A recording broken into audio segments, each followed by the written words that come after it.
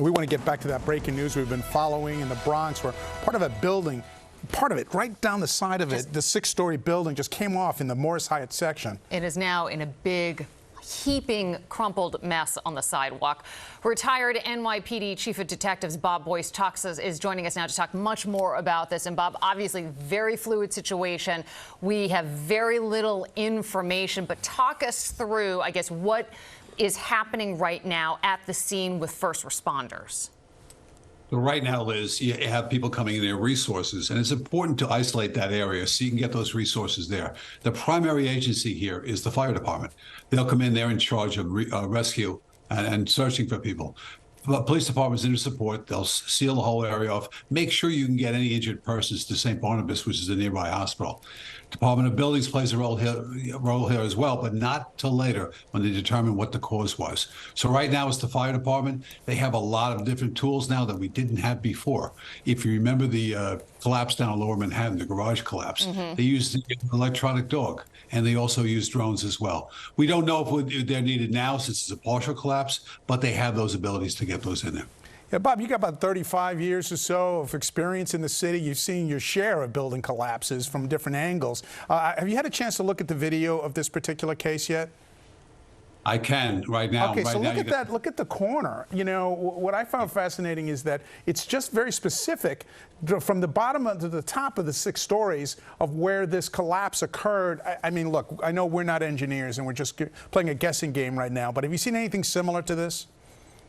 I have. It's usually, partial collapses are usually something went wrong with the structure inside the building, and it just happens when it comes in and it collapses. We're fortunate in a way it's only the partial collapse. We don't know who was there, who's underneath. We don't know if there was any warning signs.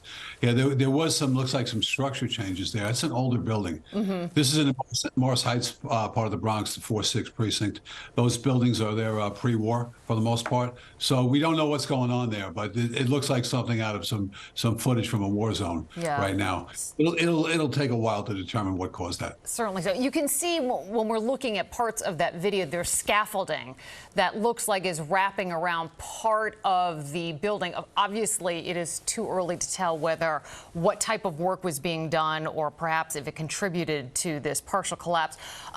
Bob, it looks like a fairly large apartment building. All we know right now is that it's 6 stories, but you can see from this video, the apartment building is pretty wide in and of itself. How will police go and try to account for all the tenants? So, Liz, the hard part here is evacuating everybody from that building right now, which is going on. So, scaffolding, we don't know why it's put there right now. That'll come from the Department of Buildings. They'll tell us what kind of permits were put in place, what's going on there. But right now, there's an evacuation process to make sure any other part of that building collapse doesn't happen, doesn't anybody gets hurt. And those are people's homes right there where we're looking at right now. So that's the hard part here, is getting anybody out of there, securing them, and then doing a methodical search, a rescue search by the fire department personnel. We can see from the video that there's a bus right alongside them. So obviously a route passes right past this building. And so I'm going to guess at this point they're going to probably stop the streets, block off the streets as they conduct the search and rescue if necessary, and just the investigation in general. Talk to me a little about coordinating. You're going to have a number of departments here. You mentioned the fire department will probably be doing I guess the search for people inside that structure, but obviously the police department and MTA and other agencies are going to be involved in this.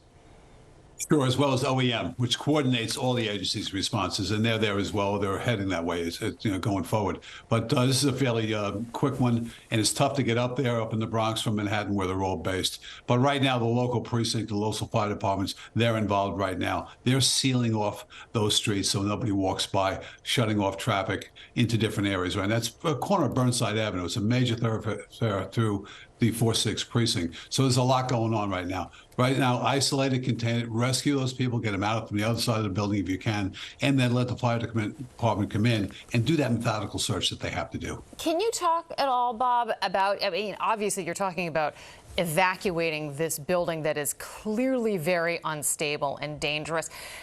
Any idea how the fire department will go ahead and do that?